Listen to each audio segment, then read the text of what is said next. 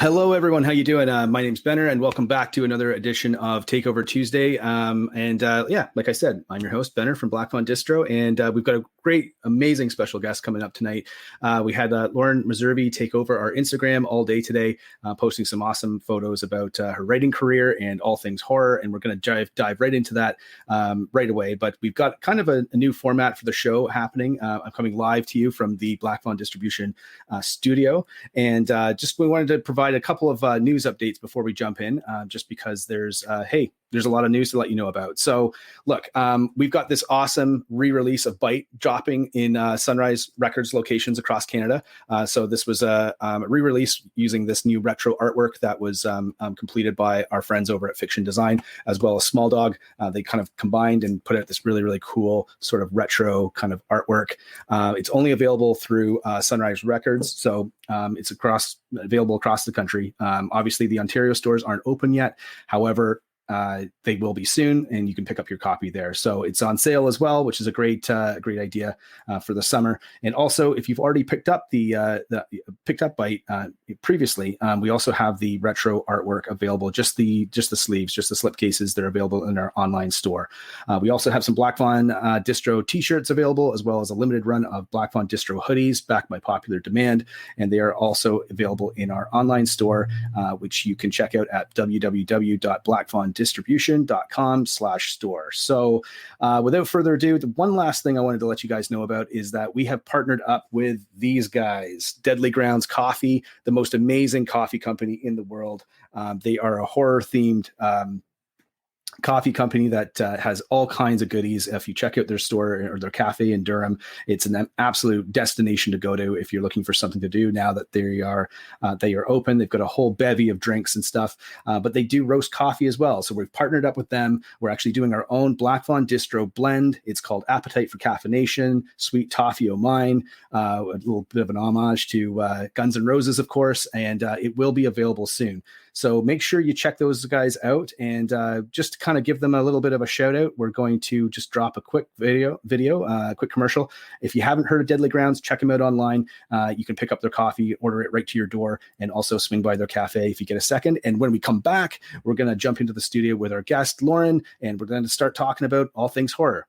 So right after the break. Everyone thinks because you're a zombie, you don't know good coffee.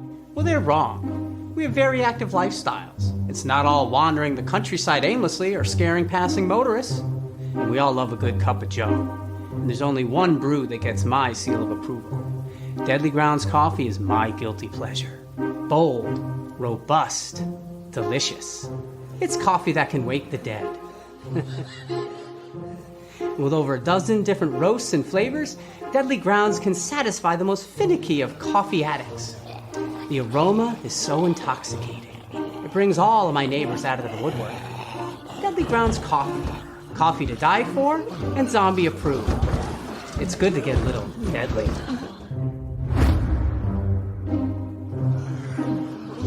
Use the front door! Oh, they're so disgusting. All right, and we're back and we're live with Lauren Messervey. How are you, Lauren? Thanks again for taking over our Instagram all day today, and welcome to the program. It's great to have you. We're going to talk about a whole bunch of stuff, but first and foremost, where are you coming from and what's new? I am currently in Winnipeg, Manitoba, just hanging out here. My husband and I actually just moved here about, I want to say 3.5 weeks ago. So it's been a little bit of a fun ride. We were in Toronto, I think, collectively for like 30 years, and him for 20, me for 10. And so it's a big change of pace, but it's actually a really beautiful province. What people don't know, it's not just like a bunch of wheat. It's actually pretty epic. So I'm really looking forward to seeing how things open up here, because apparently the art scene is fantastic. Yeah, I've heard that out there, and also a pretty good hockey team out there as well. I know the winters are kind of cold, but it's nice to hear that that's probably somewhere there where a lot of Canadians should venture out to check out that part of the country. I don't think it sounds like it doesn't get enough love out there, right?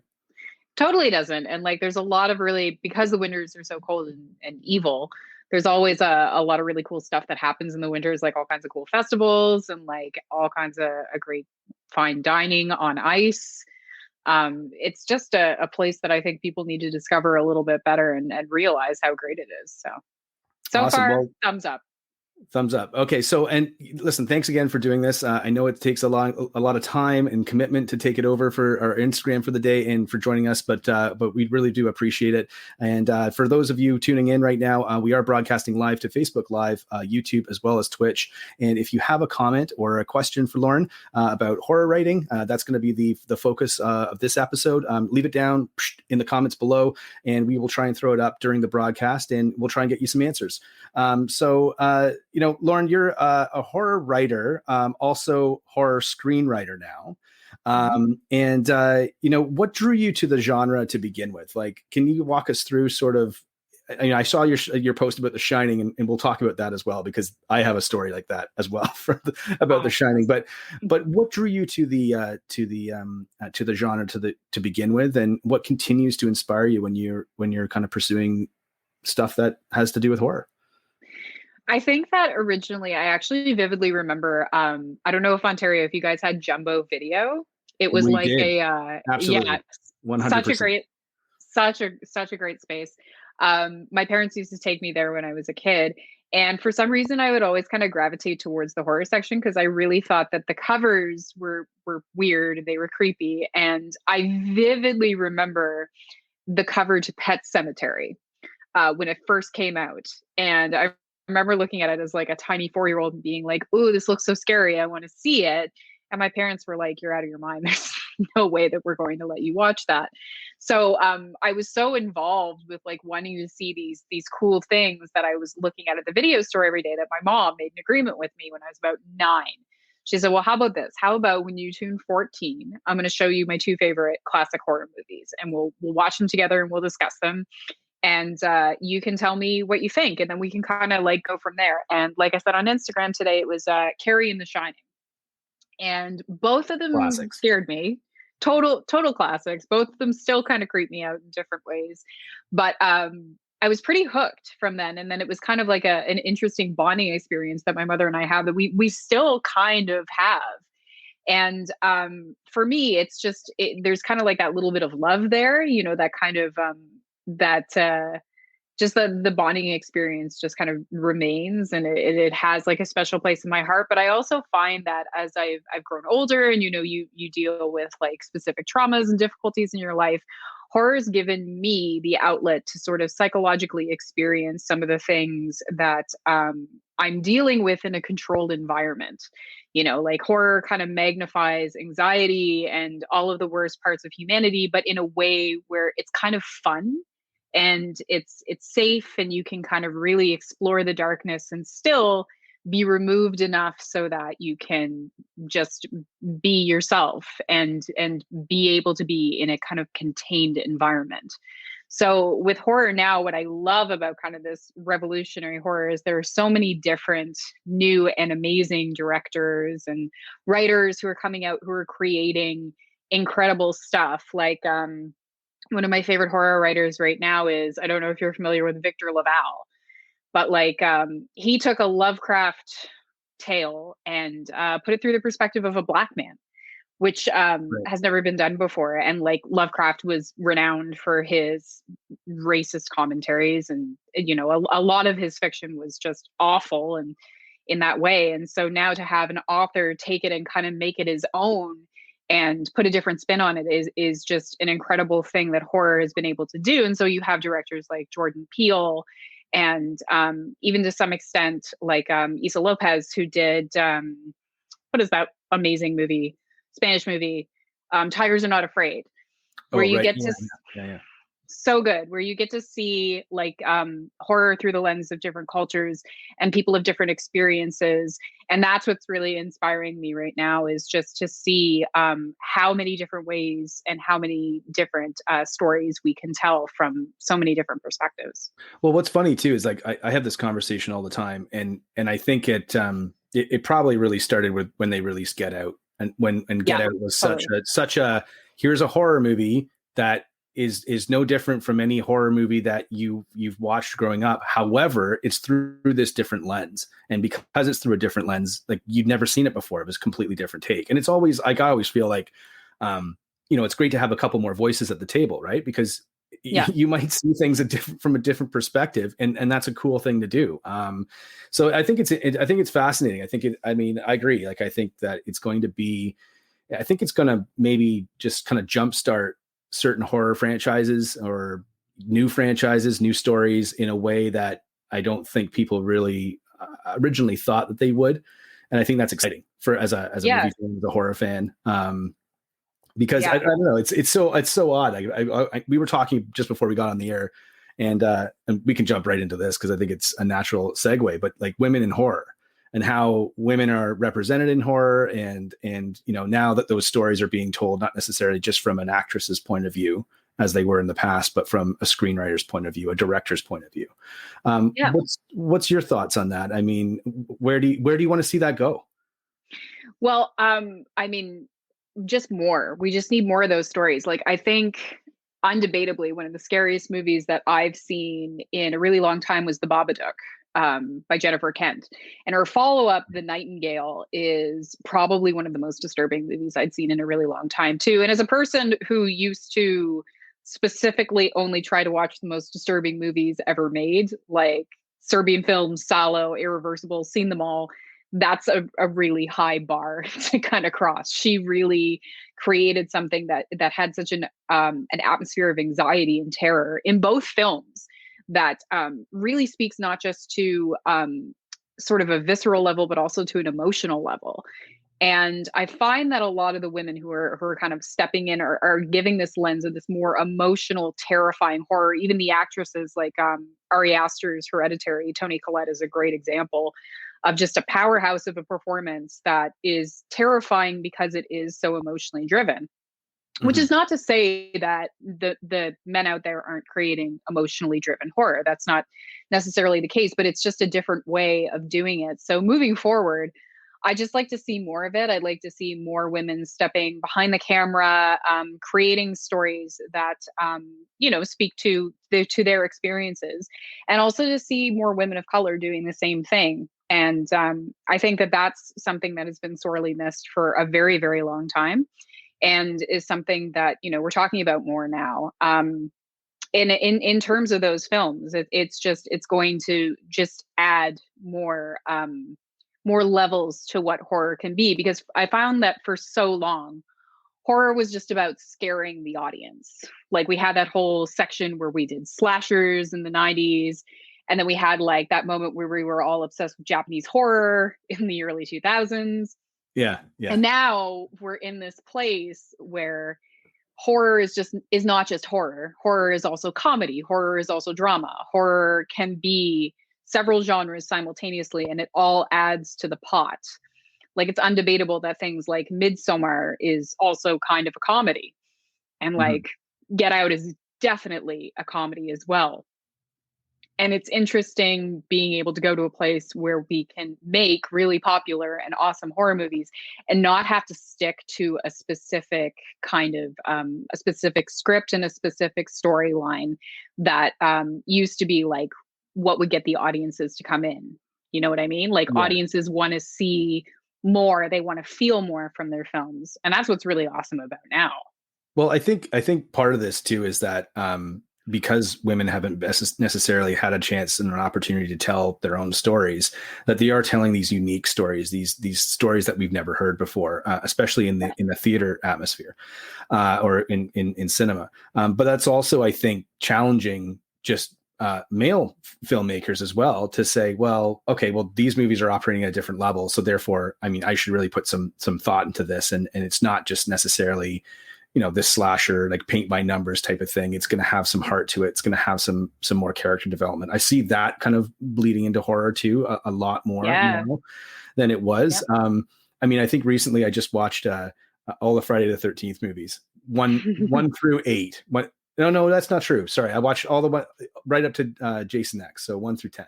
Okay. Good work. It was pretty funny. Like, just seeing how, like, those, they're classic movies. They're such a fun franchise to dive into. Yeah. But ultimately they knew what they had, right? And they were like, let's just roll out another one. And I think that's one of my favorite things about the 80s. It was how they did Friday the 13th Part 4, and it's called The Final Chapter. and there's like another at least 6 sequels, like true sequels to that movie afterwards. Oh, totally. And I then just some more recently after that. watched. I watched, what was it? I watched Freddy versus Jason recently. We were just talking 'Cause about that. Yeah. yeah, and I think that movie, debatable, but I think it was a bit ahead of its time because that movie is hilarious and it's supposed to be hilarious. And it definitely follows like the old typical slasher format, but like similar to the Scream, like the Scream, I guess, not trilogy, whatever you would call the 4 films, is it's kind of self aware of its own inadequacies and its own strangeness and its own faults, and it makes it more fun to watch that. And films like that have become infinitely more popular over the past few years. And so I think that the Jason franchise and some of the Freddy films have kind of like they were the first ones in the 80s to kind of start it, and now we're kind of like going full circle. I remember, it's funny. I was just talking with somebody about Freddy versus Jason, and I 100% agree. I can't believe they never made a sequel. I know there was a lot of talk about them making Freddy versus Jason versus Michael, or Freddy versus Jason versus Ash, and everyone was like, so good. because I remember I went to see that movie in the theater, and I remember everyone like hooting and hollering, like it was like going to actually see like a boxing fight or a UFC fight, like at the theater, because everyone was cheering every kill. And like when they first like show up, when they first face off, like the whole audience was just like, whoa, like people were jazzed because they'd been talking about doing that for forever. And I can't believe like that movie, like I wanted to talk to you a little bit about the watchability factor on movies and what makes a movie kind of rewatchable to the extent that we watch horror movies. And I always feel that movie has a ton of rewatchability, and it's a one-off. Like they never did anything further with it, which is bizarre. It's strange, right? So I don't know, maybe someone can pick that baton up and run with it. I mean, you can always go back. There was like, I mean, if you look at the Halloween franchise too, there was a really, really long period of time where it was like Halloween H2O. And then Rob Zombie did his remake, and now they're doing Halloween with Jamie Lee Curtis back. Like there's always time to go back and do it. So I have some confidence that maybe one day they will actually do that and bring and like maybe bring a third. Like Michael Myers would be perfect, but I would like to see Ash versus both of them. I think that would be the ultimate. So big rumor that they are going to make Evil Dead 2 Evil Dead 4 or Army of Darkness 2 or whatever they're going to do, which is crazy. Because that's another movie that I remember I watched. I always have an interesting conversation with people about Evil Dead because for some reason or another, I ended up seeing Army of Darkness first and then worked my way backwards. So I watched that trilogy in reverse order. And I remember getting to the first one being like, wait a second, how did they just made the second movie as just a remake of the first movie? Like, how is this like, I didn't, as a kid, I didn't understand it. Right. But now I look back and it's like, I actually watched the second one first because I watched it with my boyfriend at the time and he said, oh, this is a much better movie than the first one.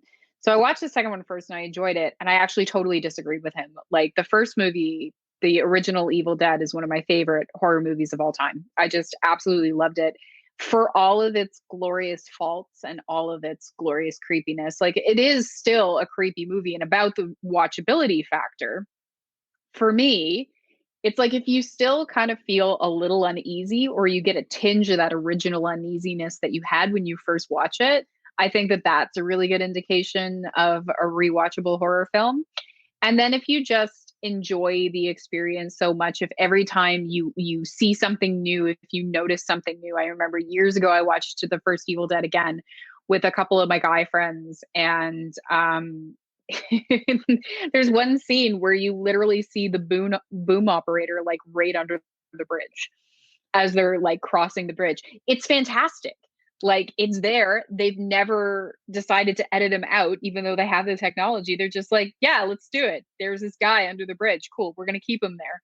And I really respect a film like that. And there are moments where you go through the film and you see, okay, like there's a sound editing thing here. There's like a prop that's not supposed to be here. That guy shouldn't be standing there. I definitely see the boom.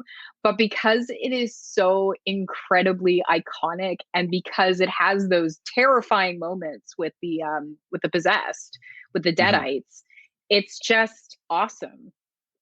It's one of those. It doesn't get better. We were talking earlier about horror and comedy sort of merging together, and that seemingly happening a bit more. And it's funny because having just thought about it, I wonder if that's where it stems from. Does it stem from Evil Dead 2? Because that's a movie, like, I feel Evil Dead 1 was made to be a scary movie, whereas the second one is like, it's half of that. Absolutely. 100%. Yeah. But the other half of it is just Sam Raimi going like, wouldn't it be funny if we did this? Like, it'll be so mental if we put this in this movie. Because, and I wonder, there's a whole generation of people who watched that wasn't sure what they were actually watching.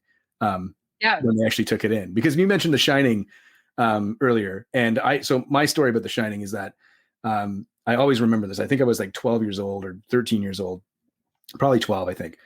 And my dad was like, "Hey, you want to see a scary movie?" And it was like middle of the day. It was like, I don't know, 4 p.m.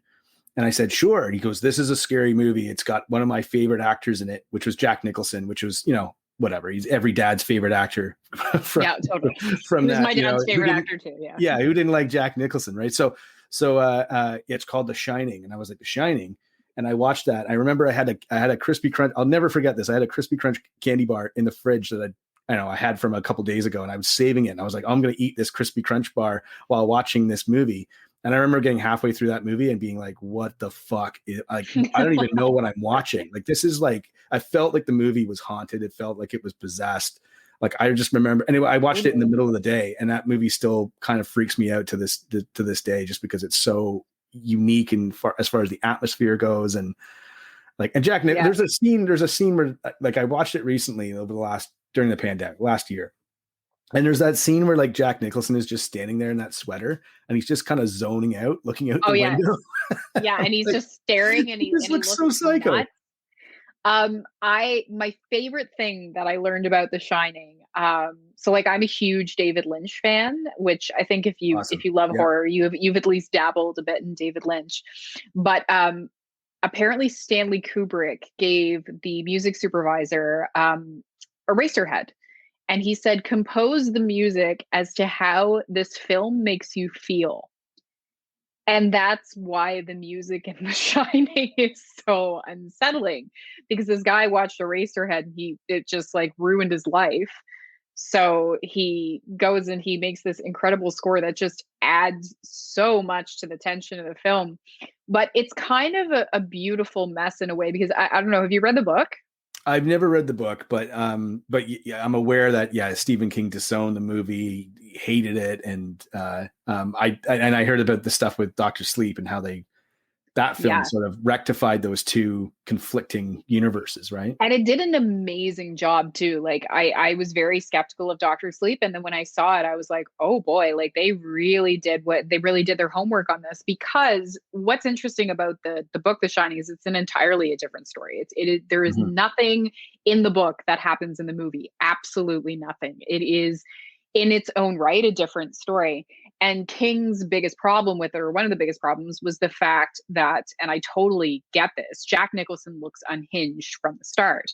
Whereas in the book, Jack Torrance is a really lovely man. He's a very kind, gentle, wonderful person who is just really, really trying to get his life together, who has made some mistakes, who's accidentally hurt his son, who is just beside himself because of it. And it's the hotel that destroys him. Right? Yeah. In the film, it's kind of unclear if it's the hotel that's destroying him. Obviously, it's Catalyst, but you see in him this twisted thing that already exists. And King was like, well, no, that's not the character. That gives up the entire heart of the story, which if you read the book, he's totally right. Having said that, The Shining, if you look at it as the film as a totally different story, is just an absolute masterpiece on its own. But yeah. I get King's issue, but it's still a classic regardless. I know. There was just an article. I didn't actually read the whole thing, but there was an article about the guy at the end, the walrus guy, the guy that's I think, is he in a walrus costume or whatever? He's in one. It's like a bear or dog thing. Bear or dog, and the article was like, nobody actually knows who the hell that guy was. Like, nobody actually knows who it was. Like, it's just some guy, and I don't know if he might be dead now. I'm not sure, but they were like, nobody knows who this person is. He's just in the movie. And I was like, oh, that's so weird. I'd like only Yeah. it would only be in that movie. Like if it was in, if it was in some other movie, I'd be like, yeah, whatever, who cares? But The Shining, I don't know. It was it's a movie that made an impact on me for sure. And I love Dr. Sleep as well. I thought it was really, really well done. Underrated film, Yeah. I would say.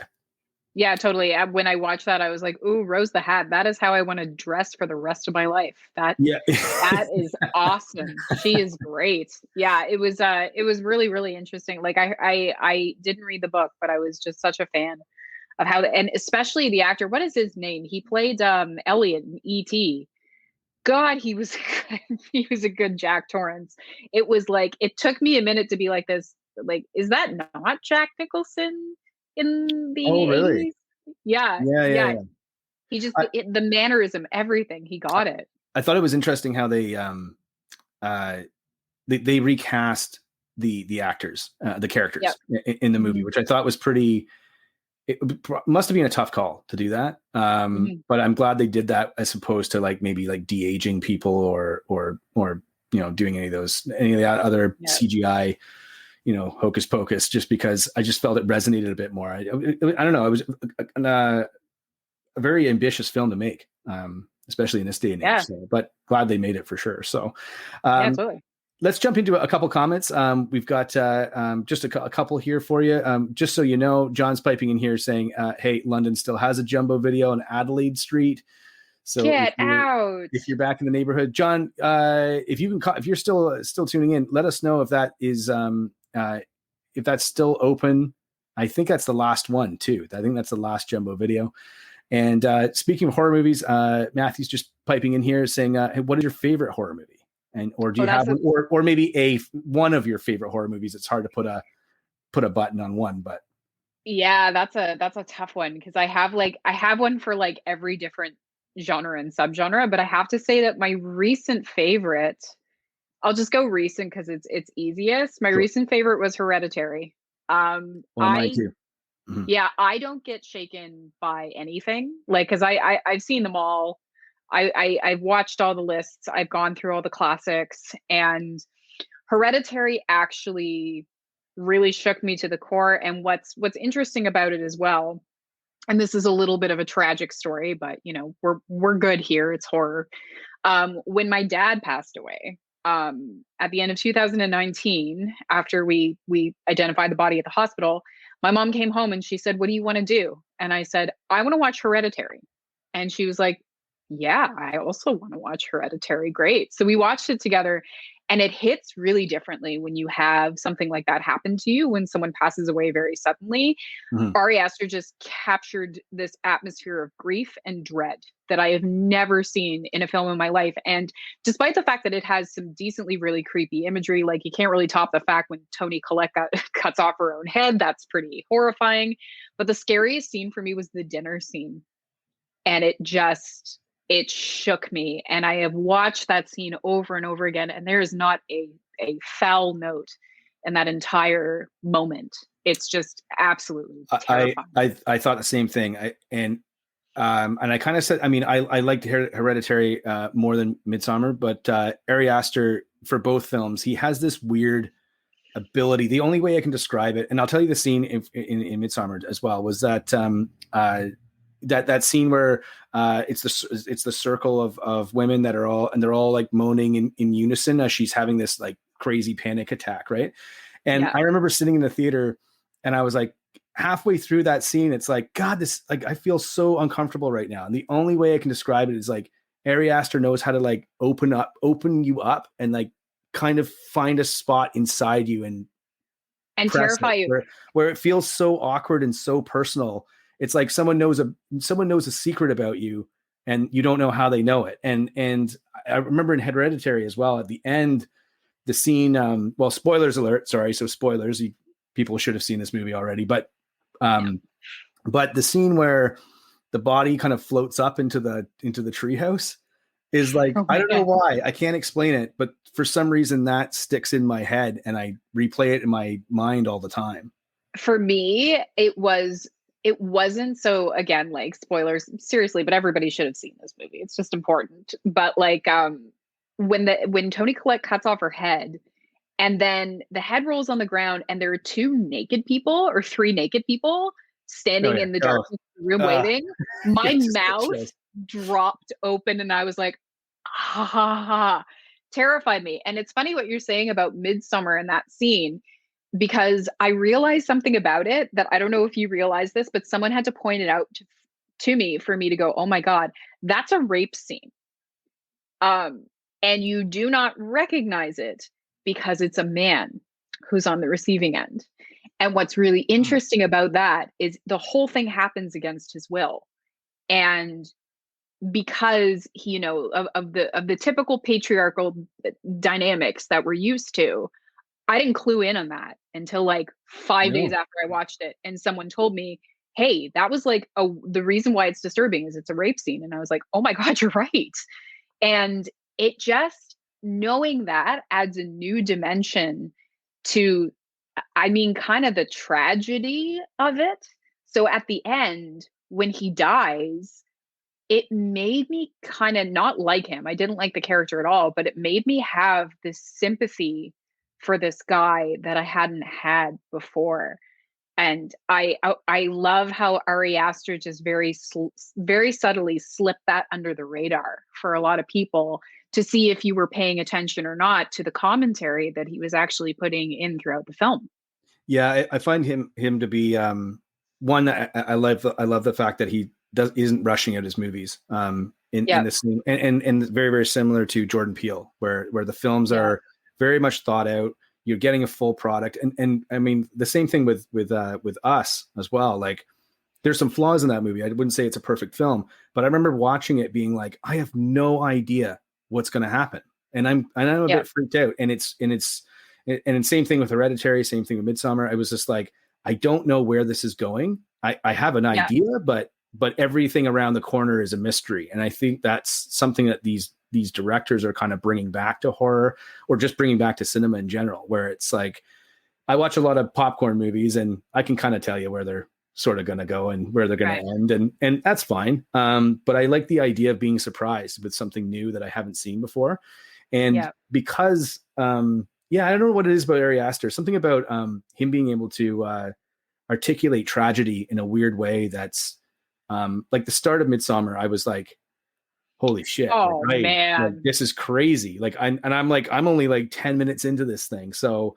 but he has this uncanny ability to make you feel and it's not like, it's not sadness, like it is, it's a component of it for sure, but it's not just yeah, like, hey, this is sad, you be sad now. It's something where it's like, this it's is grief, something, yeah, just to make you feel very real uncomfortable. grief. Yeah. So Yeah, anyway, fascinating to see what he's going to come up with next for sure, as well as Jordan Peele. But yeah, and also Robert Eggers too.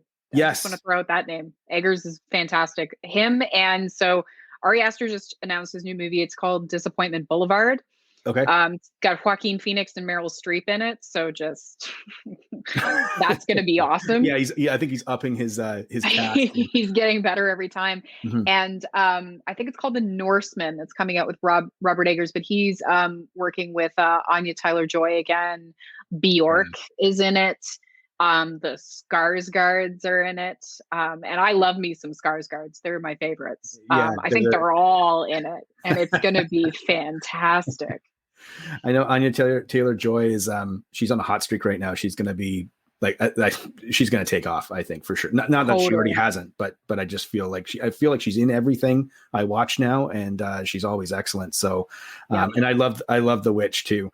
It's funny, we've mentioned this before in the program, but as a writer and as well as a screenwriter, I think it's probably worth mentioning. But in the script of The Witch, there was a lot of description about how things smelled, and that's what drew a lot of people to the project, was that it was, you could feel like where you were in New England at the time, and that was kind of like that was sort of the idea that he put into that script, which I always thought was interesting because smells kind of take you to a particular spot. Yeah. Yeah, so It's interesting that you say that too, because my publisher actually a while back we were talking about kind of creating atmosphere and story and the underrated things that authors need to tap into more. And one of the things she said is smell is so underrated. describing, so like for me in describing a murder scene, it's like, it's not just what you see on the floor. It's not the body. It's the smell of the blood. It's the smell of like the bone matter, like the bleach when they try to clean up the scene. That's what really starts telling the audience and informing them, like the reader, audience, whatever medium you're doing. That's what lets them know what room you're in and what you're dealing with.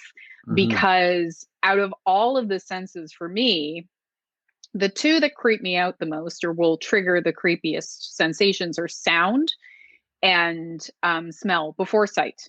100%. It's not what you see, it's what you hear before it happens, and it's what you smell during it.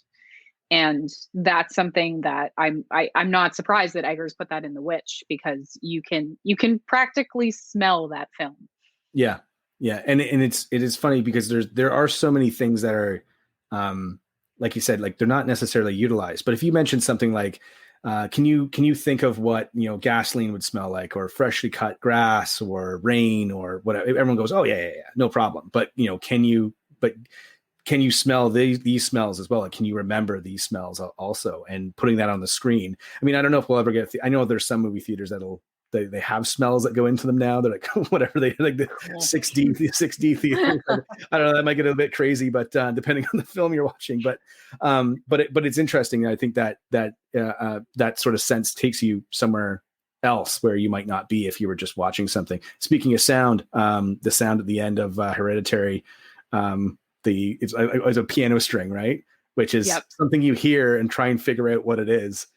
And then you figure out, and then you see what it is. It's something, and you're like, oh no. God. This is a bad time. Listen, let's transition a little bit. Speaking of projects and that sort of stuff, you've got a couple of projects coming up in the near future. You've been busy during the pandemic. Lots of stuff going on. Obviously, we're coming out of the pandemic, so we don't need to talk about all the months that we were kind of hoarded away in hibernation or whatever. But what can you tell us about what you've been working on and what you have coming out in the future? So I have two things that I'm really excited about. So the first one is I was working on a screenplay with Collingwood Film Co., Jesse Cook and Liv Collins, who are just phenomenal people, who have kind of like, they both have experience in directing, producing horror and comedy, kind of, in sort of different mediums throughout the years. And it's called Hell for the Holidays. And it's an amazing thing that actually started as a really funny joke. So I joined them on set for their film King of Kings, and I did a day with them. We were all sitting having lunch, and we started talking about Hallmark films. And I hate them. It's just, as a person who pretty much only watches Lars von Trier and Gaspar Noé movies, it's just not, it's not my thing. Although I do see the appeal in them for sure. Like, some people definitely, I totally understand the comfort viewing aspect of it. And then we were talking about Hallmark and just riffing on a lot of the issues that they've had in the past. For example, like casting of people of color, like the systematic way that the screen, like how it's written, how there's like a very specific type of format, and how all the films kind of feel in the past. They're definitely changing them a little bit more now, which is awesome. But in the past have kind of like fit a very specific type of thing, especially the Christmas films. And Liv actually was like, it'd be hilarious if there was like a Hallmark slasher movie. And I was like, I would like to write you a Hallmark slasher movie. And she's like, I would like for you to write me a Hallmark slasher movie. And I thought it was just a joke, and we would just like, we go home and never talk about it again. But then she was like, no, I actually want you, like, I would actually love for you to write this.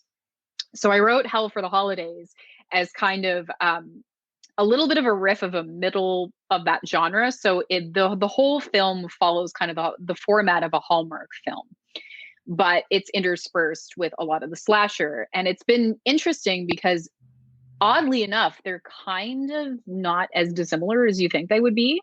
Is that slasher has sort of the reverse side of Hallmark, where with Hallmark, everything needs to be quite chaste. So like, there's a singular kiss, there's no sex scenes, there's no alcohol imbibed, there's no drugs. And then there's still sort of an emphasis on chastity in slasher, where the people who have sex are the ones who die first. The people who do the drugs are the ones who die first, right? So they're kind of like the exact same genre, but like different sides of the coin and different ways of expressing them. So it was super fun to write that and put those two genres together and create something that I think is completely hilarious and will really speak to people who are fans of both genres and who aren't even fans of both genres, and just kind of like seeing that middle perspective. And I put a little bit of Lynchian weirdness in it because, I mean, Of course. a lot of the Hallmark films are surreal in themselves, and so are the slasher movies. And that was a really good time.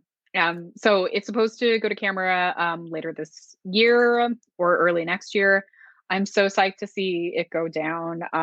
It's still a work in progress, but that's going to be super exciting. And the other one is I wrote a novella called Mantis. I want to say I finished it at the end of 2019, had it edited and submitted it to this phenomenal publishing company in Troy, New York called Clash Books. It was my top choice. They describe themselves as they do a lot of genre bending fiction, a lot of interesting stuff that people don't normally see. So I was really pumped to be like, okay, this is my first choice. It's such a long shot. I'm Canadian. They don't know me. Let's see what happens. And they accepted it. So that's coming out March 2023. Still also in the editing phases. Awesome.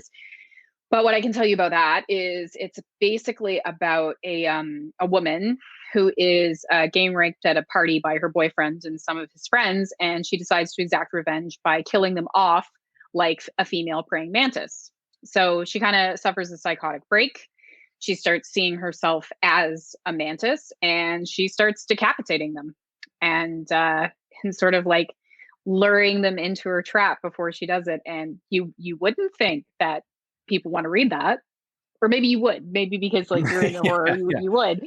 But I'm really pumped with it. The editors in chief and the managing editor, Christoph Paul and Lisa Canderel, have just been like, they're the most amazing people, and all of the work that they have at Clash Books is like second to none. Like I bought one of their short story compendiums. It's called Black Telephone magazine.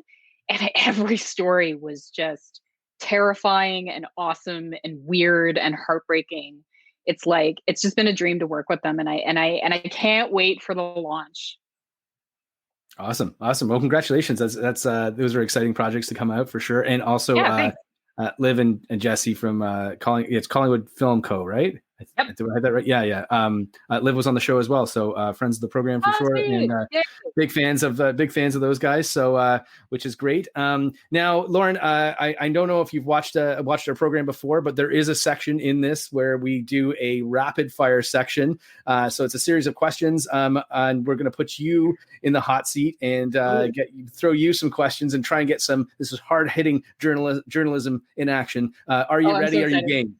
Yes, I'm so ready. Always been ready. Let's go. Awesome. So just to let everyone know, this section of the program is brought to you by our sponsor, which is Wellington Brewery. They are the oldest brewery in, I think, Ontario. Definitely one of the oldest breweries in Guelph. I'm going to crack this and take a nice swig. Delicious. It's Hell's Lager. Hell's yeah. Welly actually sponsors us usually when we're on the convention circuit, but obviously during pandemic times, they keep us fueled at home as well. So you can check them out, pick up their beers at the LCBO, or you can pop by their brewery, which is in Guelph on Woodlawn Road. And they have a nice, awesome walk-up window, which is pandemic safe, and you can pick up beers there. So anyway, without further ado, Lauren, let's jump in. Are you ready? Yes. Okay, so I did a little snooping around on the internet and tried to figure out some great questions for you, and try and hit you with something that you are not going to the least, like the most original questions that we could think of, right? So here we go. Okay. So yes or no, Alien 3 is better than Alien Resurrection? Ooh, no. No. Okay. No. Interesting. No. Okay, so you got to pick one. In a dystopian future, all smartphones and computers being outlawed, which alternative way of writing would you pick?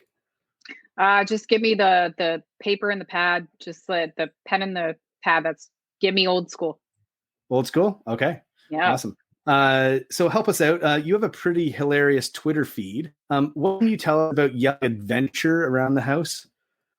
Okay, so I have this habit of not completing tasks that are normal because I have ADD and I'll be in the middle of something and I just won't do it. And so it'll be something like I will have cornflakes and then I'll leave like half of the cornflakes out of the box on the cupboard, like or on the kitchen counter. And then my husband Mark will come up and he will discover it and he'll be like, what happened? And for me, I like to say that that's part of the adventure. So I'll yell out, adventure!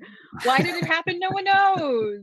And he really, truly hates it a lot.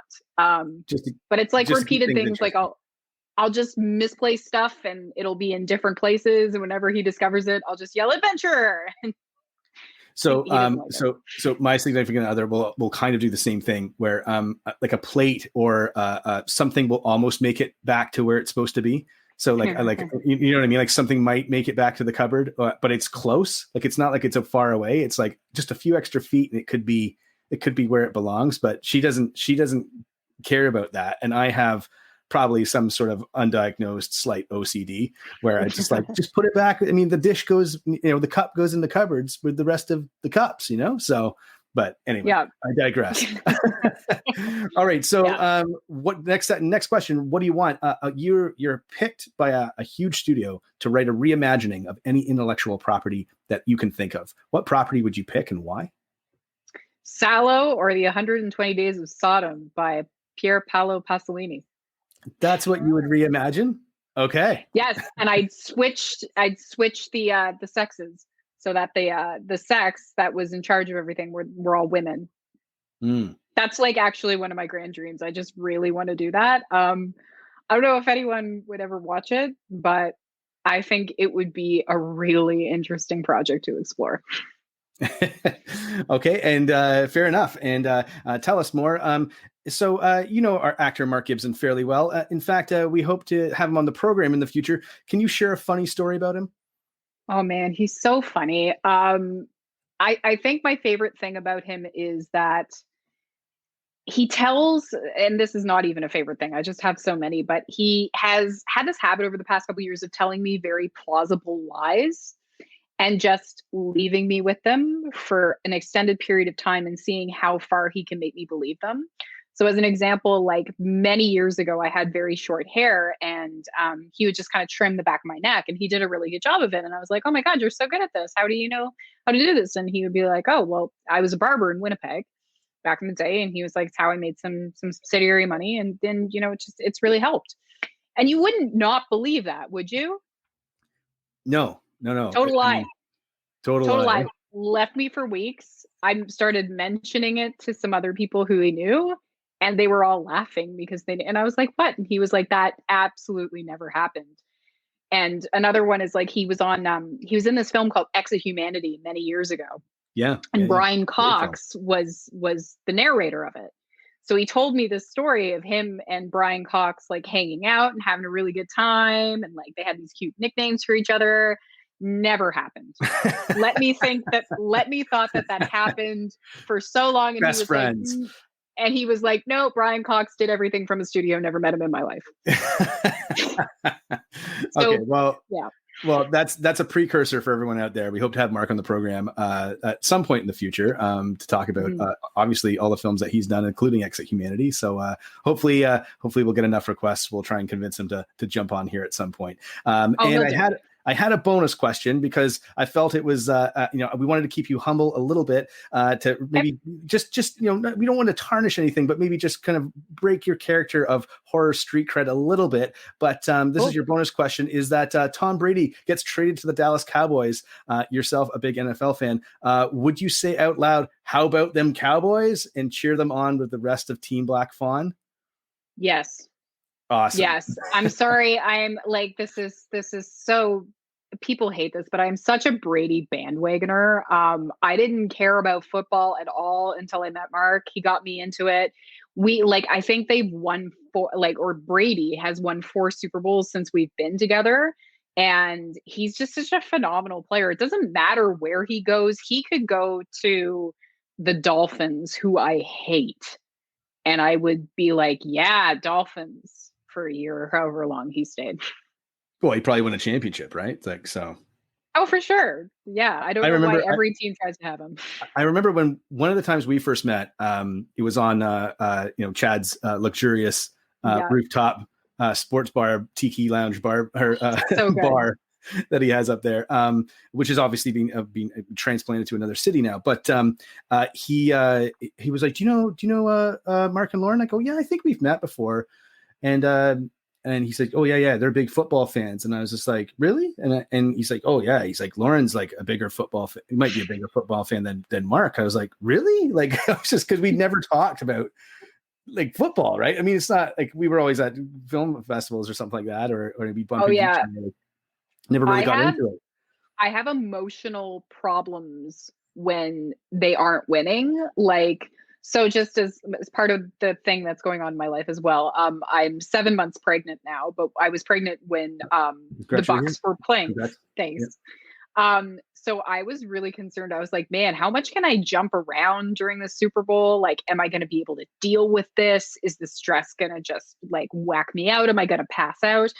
And like, it's gotten to the point that if the Bucks are down or if Brady's team is down, I'll just put it that way, I have to go for a walk. I can't talk to anyone. The Super Bowl where the Pats were playing the Falcons and they were down, like, I think it was 3-28 at halftime. I was like, this is bullshit. I can't be here anymore. I gotta get out of the house. I can't be here. And Mark was like, Lauren, it's going to be okay. They're going to win. And I was like, you don't know what you're talking about. Like, you don't know any of this. I need to go for a walk. And somehow he convinced me to stay to see what happened next, which I'm glad he did. Now, and for those of you who don't know, that's the greatest Super Bowl to ever be played is that game. Oh my God. It's insane. Ended in overtime. And it was it Super Bowl 50? I think it was Super Bowl 50 or 51, maybe 50. I think it was 51. Yeah. Mm-hmm. I couldn't believe it either. I remember somebody online afterwards said, if you don't believe like in the simulation, like, did it not seem like two people were playing a video game and they had just switched controllers at halftime? And that's the best way I can describe it. But yeah, what a phenomenal game. But anyway, just wanted to throw in a quick NFL question. Always, I like getting a question in there about the Dallas Cowboys somehow. So anyway, thanks again, Lauren. That's rapid fire again, brought to you by Wellington Brewery, Hell's Lager, Hell's Yeah. Thanks for being such a good sport about it. We try and keep it loosey and goosey, but try to throw in some curveballs there as well. Just throwing it back out to our audience right now. We just have okay. Well, we've got just a couple comments from John. John says, "Boo! I'm a Dolphins fan." I'm so sorry, John. Yeah, so sorry, John. Sorry about that. But his follow-up question was that how do you deal with writer's block, which I think is a great question for aspiring writers, screenwriters, anyone who's kind of looking to develop a project. I mean, it's very, very common to hit that wall where you're like, I've got half a project that I'm really proud of, but I don't know how to kind of finish it or really bring it home. Like, how do you deal with that? So one of the things that I recommend is just being a writer is the first thing that you have to do is just write. And it doesn't matter what comes out. The first time you write something, I can 100% it's not going to be perfect. And sometimes it's not even going to be very good. Right. The key is just to get it out. For me, if I'm having problems just getting the writing out, I will take small breaks throughout a session. So I will get up, I will go, I'll have a snack, I'll take a walk, I'll put my earphones on, I'll put on some music, I'll go for a little walk around the block, I'll pace back and forth. I just do something physical for a little bit. Like I get my body moving. Doing a workout's really good too. And I find that just the physicality helps to loosen up sort of the mechanism that helps you actually get back into what you're doing. And that works for absolutely anything that you're doing. Like if you're having a tough day at work, if you're working from home, anything at all, that the physical movement of the body will help to release any of the tension that's blocked you. So what's the long, speaking of that, because I know I've talked to a lot of writers and screenwriters before of them saying and this is pretty common. I don't think it's advice that anyone has not heard, but walking away from a project, coming back to it with a fresh set of eyes, a fresh, just a fresh mindset. Do you end up doing that with certain projects? And what's the longest amount of time that you've been away from a project and come back to it and sort of finished it off? Wow. I actually did that with Mantis. I actually had a big run where I was full speed ahead on it. I was writing a lot. I got a full-time job at that point. And, your job will obviously get in the way of your process. So I left it for probably, I want to say 7 to 8 months. And then when my dad passed away in Nova Scotia and I went back for a month, I was just like, well, I'm just going to finish the rest of it. And I used that time to just full speed ahead and do it. But I mean, if there was a library of unfinished material in this world, it would be the world's biggest library. It would be absolutely like aeons and aeons of rooms.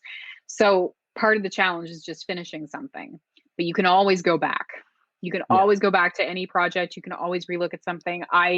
The first book I ever wrote was a complete and utter disaster. I self-pubbed it. It was not good. It needed better eyes. It needed a better team. It needed a certain amount of attention that I wasn't able to get or pay for at the time. And who's to say that in 10 years, I might not go back to it? I might. Neil Gaiman, I took a masterclass with him on the masterclass website, which I highly recommend for all writers. And he said, I still have things in my attic that sometimes I pick out and rewrite and do something new with. Mm-hmm. And lots of, it's funny, like a lot of singer-songwriters will do that too. They'll say, here's a brand new track. I've had this track for 20 years. Just never knew what to do with it. Didn't really fit on an album that I was doing. So now here it is. And it's like a 20-year-old song, which is interesting. Right. So, and obviously sounds different when you kind of listen to it, or even with a book, I guess, read it. Yeah. Tom Waits, who's like my favorite singer-songwriter of all time. He has an entire album called Orphans, which is all music that he just said, as he said, got lost behind the stove. And all of them are gold, but they were just things that he had tossed aside, or things that he said didn't fit on an album. And it's like a quadruple vinyl that's just beautiful. Yeah. And Tom Waits, a great actor in his own right as well. Totally. Yeah. So listen, before we talked about the projects that you have that you've completed, they're almost to the finish line. They're coming out shortly or going to camera soon. What do you have? We're coming out of this post-pandemic. Now we're not locked down anymore. We're getting back out into the world. What are your plans, your future writing plans? Let's say coming later this year. Do you have anything lined up or anything you'd like to work on? So for the moment, I'm actually I'm working on a couple of things. Actually, Mark and I are trying to develop some things on our own. So we've actually discovered that writing together is a lot of fun, although it's the only time where we actually fight with each other or clash. A lot of fun, but it's a really good process. So we're working on adventure, exactly. But the other thing is I've just been kind of playing with some projects on my own. So there's one script that I'm playing with called Zombie, spelled ZOM-BE, that is about a woman who wants to desperately be a self-help guru, who gets chosen to go to a convention with this master, Tony Robbins-esque self-help guy, to learn from him one-on-one. And while she's at this convention, there's a zombie invasion. And all of the self-help gurus decide they're going to try to reason with the zombies. And the whole commentary of it is just the toxicity of the self-help industry, and how ultimately, to survive, this woman needs to subvert her idea that, she's in control, and actually take control of the situation in order to escape. Right. So that's what I'm writing for Larks right now. I want to bring it somewhere eventually, and I think that it would probably be a really awesome ride. It's in my head, it's gonna be total Dead Alive at the end. So We'll see how that goes. And I'm just writing some short stories and stuff. I mean, when this kid exits me in September, that's obviously going to be a little bit of a time constraint in terms of like how much I'm going to be able to do. I thought you were going to say once they arrive, like, you know, I'll have all this free time, but you know, I will have no free time for a bit, but eventually they'll get to a point where they can subsist on their own, at least for 2 hours at a time. So the work can go back to it. There will be some work on Mantis that'll happen as well in this time. But yeah, that's kind of just where I'm going from here. And I'm just excited to do more stuff. And as the pandemic has kind of is starting to wander down, I hope to connect with more people in the city and I'm in and just keep working and just doing what I love. It's such an honor and such a privilege to be able to do the creative stuff that you really enjoy. Yeah. Awesome. Well, listen, on that note, I won't take up any more of your time. Thanks so much for joining us. Just throwing this up on the screen. If you want to follow Lauren on Instagram, you can follow her at the Lauren and Messervey, right? Messervey, so close. Messervey. So I knew I was going to screw this up. Because you're like, you'll be fine. As soon as anyone says that before I go on the air, it's not fun. So it's Messervey, totally it's Missouri. You told me this, Missouri with a V on the end, on a V near the end. But and also follow Black Fawn Distro on Instagram at Black Fawn Distro. But obviously, congratulations on all the new things happening in your life, and obviously, I'm glad you like Winnipeg. But also, congratulations on Mantis coming out. You said that spring 2023 currently, and Hell for the Holidays, which is the film that you wrote, is going to camera hopefully later this year. Yep, exactly. And if you follow me, I'll keep you posted and let you know when the news comes out. Awesome. Well, stick around just after the air, after we go off air, stick around. We'll just do a little bit of a post-mortem and just our sign off. Just let everyone know, listen, stay safe and help out. We are so close to being out of this mess that the world is in right now. So make sure you wear a mask when you need to, get your shot if you can, wash your hands, practice social distancing, all that stuff. And obviously, most importantly, check in with your family and friends, make sure everyone's okay. We're almost there, kids. Stick around. And obviously, we'll be back in another couple of weeks for another edition of Takeover Tuesday. I'm your host, Benner from Black Fawn Distro, and this was my guest today, Lauren. Lauren, thank you so much for joining us, and it was a fun time. Hopefully it was an enjoyable experience, but we do appreciate you taking the time out of your day to do this and joining us live tonight on Facebook, Twitch, and YouTube. It was awesome. Right. Thank you so much for having me. No problem. All right, take care, guys. We'll see you next time.